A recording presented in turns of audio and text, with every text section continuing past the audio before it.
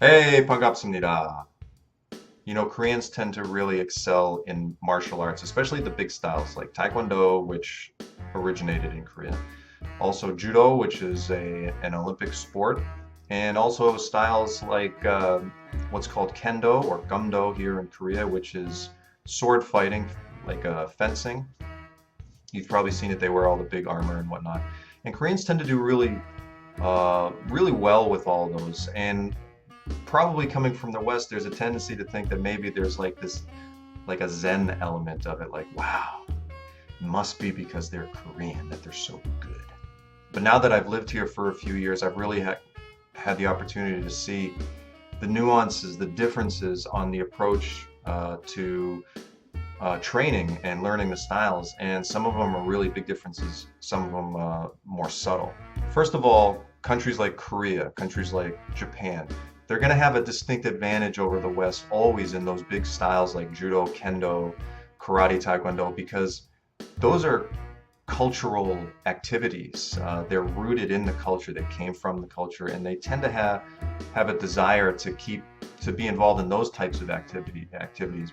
Whereas back home, we want to, play football or basketball, things that came from, American culture. That is a big advantage, being that it's part of the culture and all.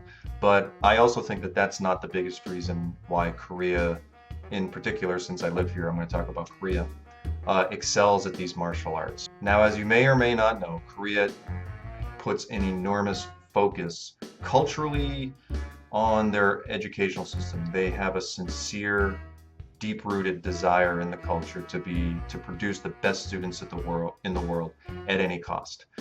And there's positives and negatives to that desire. It's left for another conversation.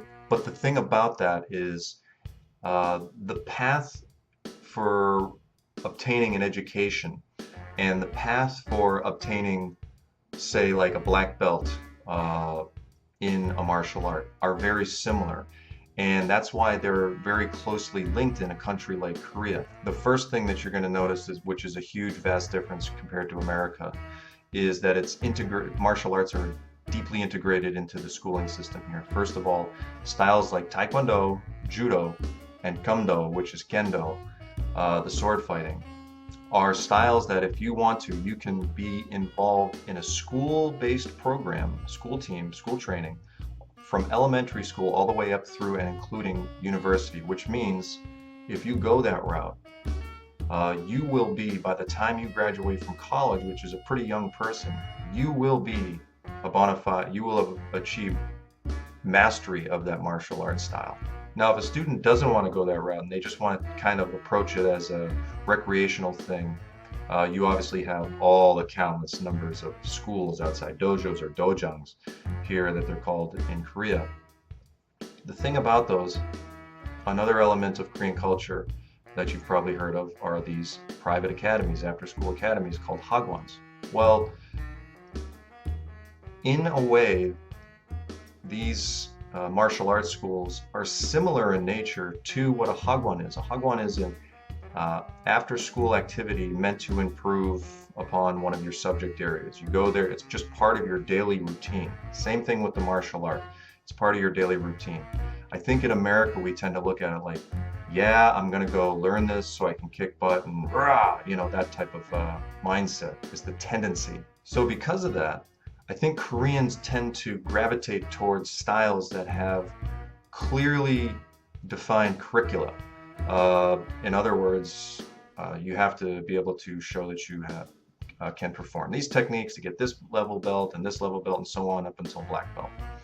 And because it's the same concept as developing technical skill in a trade or in education in school.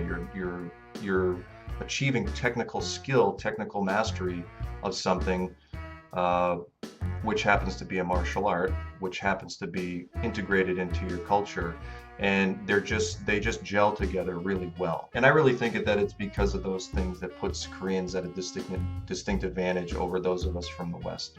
They're approaching it like it's an education. They're obtaining technical skill. They're integrating it, treating it like it's an education in and of itself. and in fact integrating it into their education system. So that's hard to overcome when you're competing against them. And it really became vivid to me being here in Korea.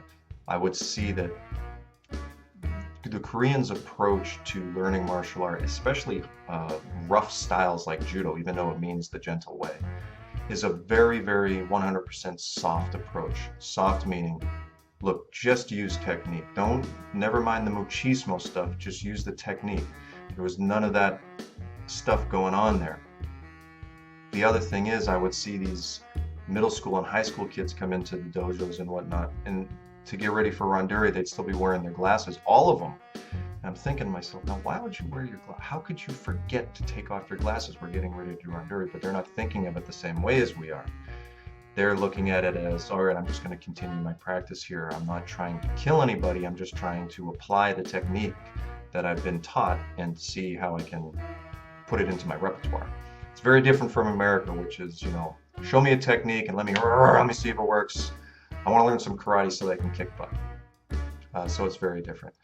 So all these things, it's very difficult to being a competitor if you're from a country other than like a Japan or Korea to beat them at these styles. It's so integrated. It's approached in a very, very opposite way as we do. Countries like France, they approach it similarly. They admit they have taken their lessons from countries like Japan and Korea, and they've done really well in martial arts. Anyway, it's been a great experience for me to see how it all plays out. Hopefully, our programs in America pick up the slack as well. Anyway, thanks for watching. See you next time. Peace.